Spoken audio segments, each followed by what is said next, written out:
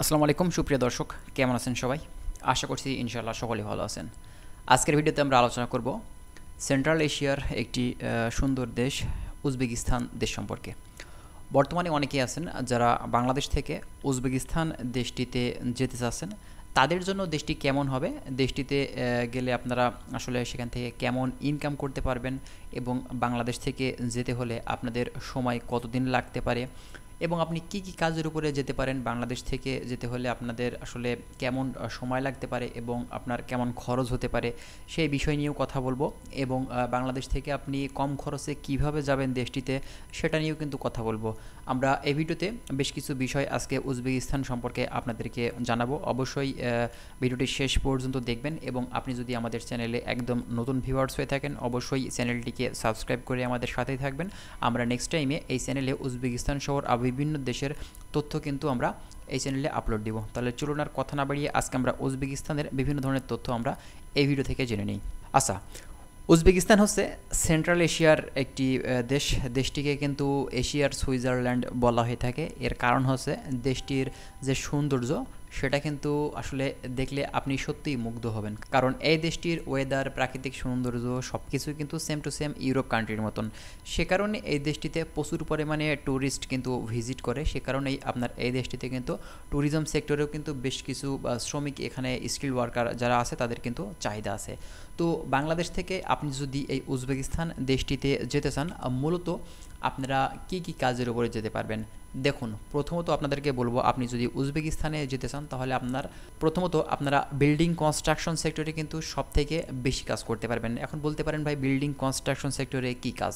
দেখুন, building construction সেক্টরে আপনি যদি একজন ওয়েল্ডার হয়ে থাকেন, মানে স্কিল ওয়ার্কার হয়ে থাকেন ওয়েল্ডারে, তো আপনি কিন্তু ওয়েল্ডার 3G 4G 6G এখানে কিন্তু আপনি কাজ করতে পারবেন একজন স্কিল ওয়ার্কার হিসেবে।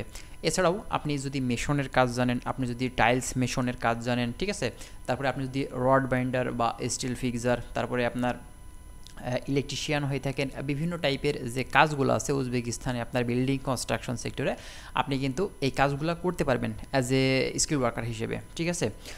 আর উজবেকিস্তানে মূলত আপনার মানে নতুন শ্রমিকের চাহিদা কিন্তু খুবই কম।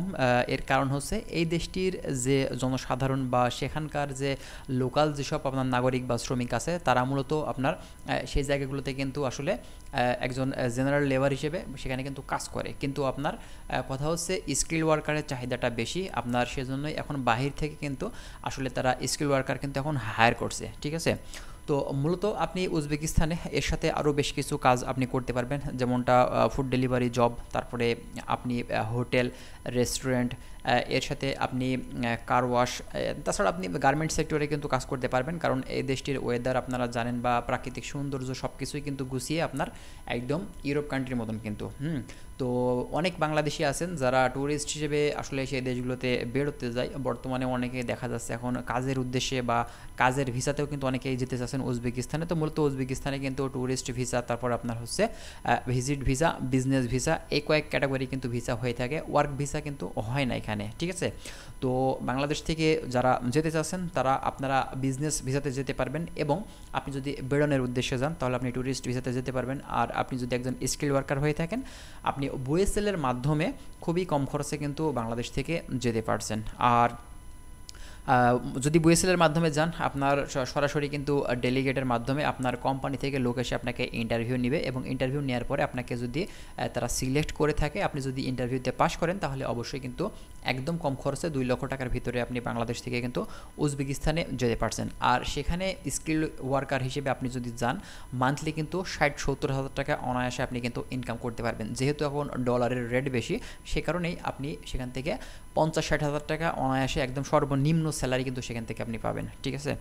তো যাই হোক, বর্তমানে এখন যারা উজবেকিস্তানে যেতে চাচ্ছেন আপনারা ভালো একটি এজেন্সির মাধ্যমে যদি ট্রাই করেন অবশ্যই কিন্তু এই দেশটিতে আপনি এখন যেতে পারবেন।